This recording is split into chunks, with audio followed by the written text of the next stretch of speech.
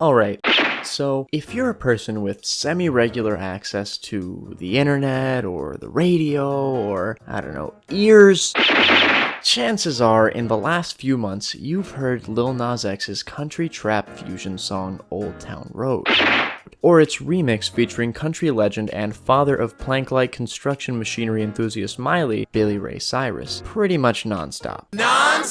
The ambitious crossover project has taken the world totally by storm, smashing the record for most US streams in a week, hitting 143 million in April of 2019, hugely surpassing In My Feelings by Drake of YouTube Rewind Awkward Animators fame, Because I love you. which had held the spot since July of 2018. Now, when listening to the song, it's definitely catchy, and its short runtime often leaves the listener wanting more, leading to tons of repeat listens as the tune never seems to get old as fast as, say, Despacito. However, if you've been following the story behind the song, you'll probably know that what catapulted it, nay, trebucheted it, and its creator to worldwide renown, has almost nothing to do with its quality and everything to do with a completely different factor: memedom. Next meme. Now, we all know what a meme is, right? We can all most likely recognize a meme when we see one and discern it from, say, a stand-up routine. But if you had to explain memes to an average person from the year 2005, what would you say? Are they funny internet pictures that usually have an inside joke associated with them? Well then, where does a song like You Was at the Club or a movie like or a movie like Who Killed Captain Alex fall? And what about living memes like the Techno Viking or Joey Salads? So obviously the definition has to be a little bit broader. Let's look back at the first use of the word meme. Its first use, as anyone who watched Elon Musk throw his incredibly precious head back in uproar while looking at a broken dolphin will know, comes from the 1976 book The Selfish Gene by evolutionary biologist and man who tipped 1,000 fedoras, Richard Dawkins. Dawkins was trying to come up with a term for traits and bits of information that are spread among people groups through non-genetic means, such as culture or skills. So he picked some sounds that didn't mean anything yet and kinda sound like the word gene, not that gene, and bada bing, bada Boom goes the dynamite. the birth of the term. No, but seriously, it's actually Greek. Same root as mimic and mime and Mr. Mime. Dawkins' official definition states that a meme is a noun that conveys the idea of a unit of cultural transmission or a unit of imitation. Now, that definition could, in a roundabout way, fit with our modern ideas about memes in our modern society, but it doesn't really capture the identity of what memes have come to mean.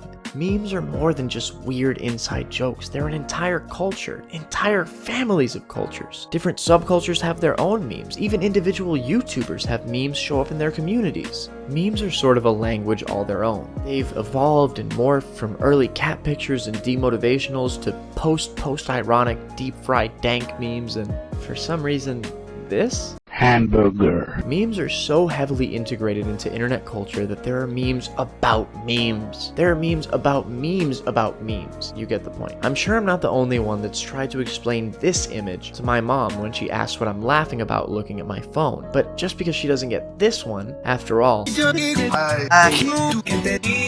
mean that her friends don't share oddly captioned minion memes on her Facebook timeline. Memes are so pervasive in every facet of our society that corporations have tried to use them for marketing and this is true, post wanted ads for meme lords so they can try and stay ahead of the memes made about their use of memes being so outdated.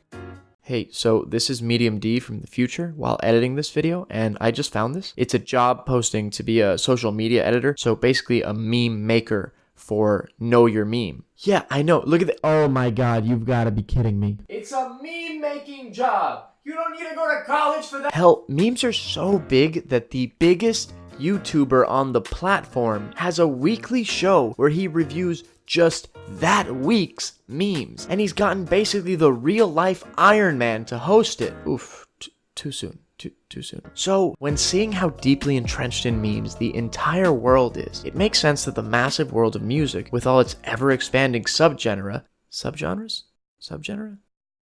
subgenre, would have spawned quite a few. And seeing as to how quickly memes mutate and evolve, it's pretty clear that this is going to go way further than just listening to Gucci Gang in alphabetical order, which I've done more times than I'm comfortable admitting. At some point, somebody started to make the music itself the meme. Now, where exactly this started is anyone's guess, as comedy music and parody songs have been around for a long time. Obviously, meme music is totally distinct from comedy music from the likes of The Lonely Island or Bo Burnham, but that doesn't mean that comedy music can't spawn memes. Now, at this point, we should probably differentiate between when something is meme music and when we have a meme about music. This Drake format, a meme about music. Bitch lasagna, meme music. So let's talk about PewDiePie vs. T-Series for a second. I've actually been wanting to talk about the subject for a while, and now that this meme has been Thanos clapped out of existence, Next meme. it's the perfect time. The songs Bitch Lasagna and Congratulations were both songs spawned from the larger Subscribe to PewDiePie meme, making them fall into the category of self-referential memes and meme music. You have to be in on the joke to fully appreciate the songs. And here's where we get back to Old Town Road. Old Town Road falls into a sort of third category, music that itself became a meme. The song itself has been broken down by Lil Nas X in his Genius video and does seem to have some real meaning behind it, but when looking at all the factors surrounding it, Old Town Road starts to really look like music that was made as a meme with that meaning being added after the fact. If you listen to any previous effort by Lil Nas X, you'll easily understand why he wasn't very popular before this song. All his previous works sound like very standard trap music, the kind of sound we get from hundreds of SoundCloud and mainstream artists alike, the kind that wouldn't really make Lil Nas X stand out at all. It really didn't seem like he would have had the idea to make such an ambitious crossover out of the blue considering his track record at the time. Enter Red Dead Redemption 2. If you were following Old Town Road's story from the beginning, odds are your first exposure to it was as the backing track for a compilation of Red Dead Redemption 2 gameplay footage. The game was then, and still is now, wildly popular. Just to give you an idea, this game came out in October 2018, and while it has an unparalleled level of detail and one of the best storylines of any game I've ever played, most games would have run their course in the cultural consciousness by now. Considering the popularity of the game, not to mention its beautiful score and the countless Easter eggs Reddit, Twitter, and YouTube were ablaze with finding in the weeks following its release, it makes sense that Lil Nas X would have felt inspired by the game to make a song based on its incredibly captivating premise. And so, Old Town Road was born in December of 2018, alongside the Red Dead visualizer, and considering the still peaking hype surrounding the game at the time, you would think that this was when the song started to blow up. However, while the song got some attention within the Red Dead meme community, there was another factor that really propelled it into the greater meme zeitgeist, and here's where the short, catchy nature of the song came into play. Now, Alpha Media has a great video breaking down how Old Town Road could entirely change the world of music streaming, so definitely go check that video out, but after this one.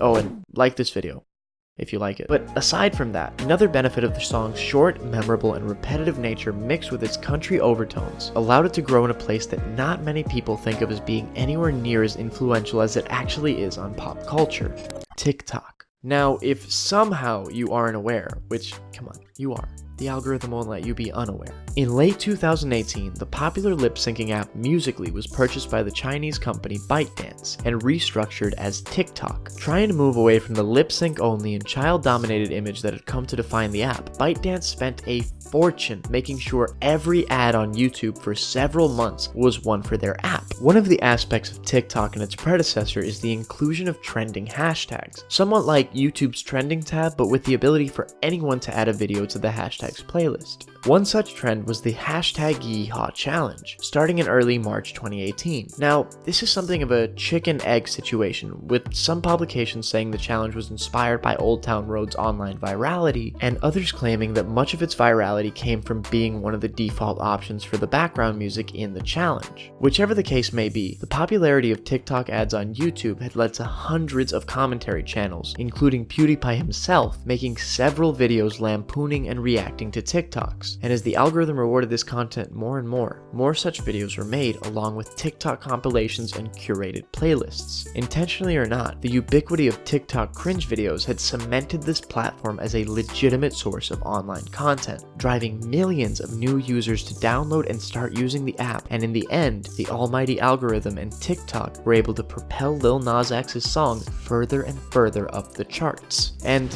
in this case, the word charts really is plural, as while the song was holding its own pretty well among the R&B and hip-hop rankings, it was getting pretty close to the top of the Billboard country charts. Dangerously close. And then, it just wasn't. Billboard pulled the song from the country charts, claiming it just didn't contain enough elements of modern country music to qualify for that classification. And here was where those of us who hadn't enjoyed the meme yet likely started to hop on board. Overnight, the previously obscure artist became a household name, with major hip-hop YouTubers like Anthony Fantano and Blackie Speaks, no relation, making videos about the drama that was unfolding. Mainstream news began picking the story up right after that, and a larger debate that fit perfectly into the socio-political climate of 2019 America flared up. The song sounded like country. Sure, there was a trap beat underlying it, but the feel of country music, the chords, the vocal twang, the themes and lyrics were all there. And so, people started to wonder, was this Billboard saying that the song wasn't country enough? Or that it wasn't white enough? This controversy, however, shockingly wasn't a harsh one, as it was about a fun, silly song, and all it did was push the song further and further up not just the hip-hop charts, not the country charts, but the overall Billboard Top 100 charts, as people all around the world listened into this musical Yanny and Laurel situation, trying to determine if the song was country or not for themselves. The song was streamed tens and hundreds of millions of times. If you look at the Google trends for this song, it was really at this point in early April of 2019 when the song started picking up in popularity. Like, a lot. Just to remind you, the song was released in December of 2018, a time when the most popular memes online were White Neck, Sprite Cranberry, and they did surgery on a grape. I mean, PewDiePie hadn't even passed 70 million subscribers when this song came out, and people had still not been exposed to the horror show that was YouTube Rewind 2018. K-pop! From the song's original release and until its widespread adoption on TikTok during the hashtag Yeehaw challenge, it remained as relatively obscure as Lil Nas X's previous songs. But looking at the release dates of the YouTube videos and news articles that really gave Old Town Road the spotlight alongside the Billboard controversy, we can see that they were really what caused this enormous surge in popularity. Now, there's one small element of the story I didn't mention yet. When Old Town Road was first released, Lil Nas X tweeted out that he wanted Billy Ray Cyrus to get on it. Considering his age, odds are that he only knew Billy Ray as the dad from Hannah Montana. Lil Nas X was memeing, something he had tons of experience doing as he had long run popular dank meme Twitter accounts which had provided him with the initial platform he had used to begin distributing his music in the first place. That's right, Lil Nas X was a meme lord, oh god. For years, he ran these Twitter accounts, gaining experience in how to make tweets and memes go viral. So, with that in mind, did he really believe that the father from a beloved but cringy Disney Channel show would get on his Red Dead Redemption 2 love song? No, probably not. And he probably wouldn't have. But then, Billboard got involved. When the song was taken down from the country charts, among the many, many people pledging their support for Lil Nas X, there was Billy Ray, welcoming Lil Nas X to the club of outlaws that were the heart and soul of real country. And then, at the speed of meme, a video that was just an image of two wild horses on a white background became the #1 trending video on all of YouTube. To accompany the growing meme that had spread so quickly through social media, a clip of Lil Nas X and Billy Ray Cyrus in the studio together recording the remix was posted on Twitter, only furthering the meme status of the song. And suddenly, the #1 spot in the world was theirs. Now, I want you to think about this for a moment. If you, like me, don't listen to or really know anything about country music, odds are this man is one of the only country music idols you're aware of, and that's likely only because of his role on Hannah Montana. Odds are you, at some point, have heard his most famous song in a restaurant or bar or on the radio, in a show, documentary, somewhere and somehow, you're probably aware of Achy Breaky Heart. that song is one of the few country songs that defines the genre to all those outside of it, in much the same way that Stairway to Heaven does for rock, or Changes by Tupac does for rap. That song, by that country-defining legend, peaked at number 4 on the Billboard charts when it came out in 1992. 4. Billy Ray Cyrus has never had a number 1 chart-topping song in his life. Until now. Because of a meme, he has surpassed the success of the entirety of his incredibly prolific and legendary country career. A meme did that. Now, there are plenty of other songs that have risen to some level of popularity as a result of memes, but never before have we seen a song go from a niche meme song to the number 1 song in the world for 18 weeks straight at the time of this recording. In fact, I don't think any meme has ever had this big of an impact on the world as a whole. Maybe PewDiePie vs. T-Series, but the thing is, my mom doesn't know who either of those people are. She does, however, know about Old Town Road. At least, I imagine she does. Huh. Oh. Hi, Mom. Hi, baby. Do you know that song that's really popular right now about the horses in the back, that it's like a country rap song? No, baby. Horses in the back? Okay, I guess not. That was fuck this whole bit.